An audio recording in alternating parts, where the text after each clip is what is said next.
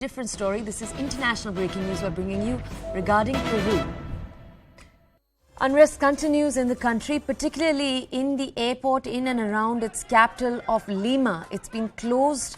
2 people have been killed in violent protests that have been taking place over the last few days. Let's bring you a little bit more context on those protests themselves. 2 people were killed, as we just told you. Pictures on social media and these visuals that you're seeing of smoke billowing from the airports in the south of the country. 50 police officers and workers surrounded demonstrators. Protests and impeachments are taking place. Protests are taking place, over the impeachment of the President Pedro Castillo. They continue in the capital of Lima. Let's go over very quickly to my colleague Abhishek right now for more clarity.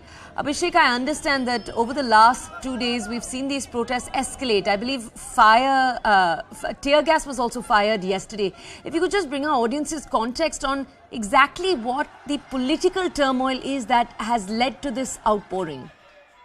2 days ago, President of Peru, Pedro Castillo, was impeached and removed by the Congress, which was overwhelmingly ruled by opposition members.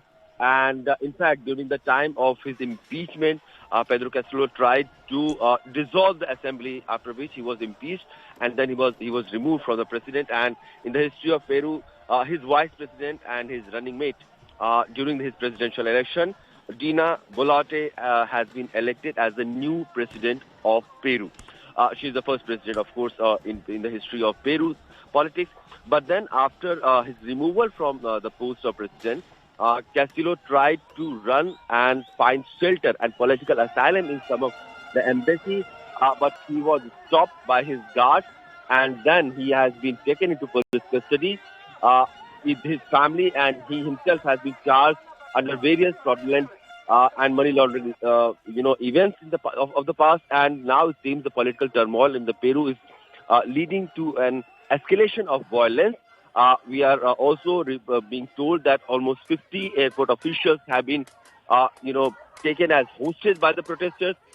There are tear gas shelling, violence getting, out of the hand of police authorities, and the political turmoil, which has been kind of history of Peru, is getting a little more messier this now, and we'll have to see how this country tries to get out of this whole political turmoil and violence protest in the coming days. Okay. All right. Abhishek, thank you for bringing us that context. We are now switching back.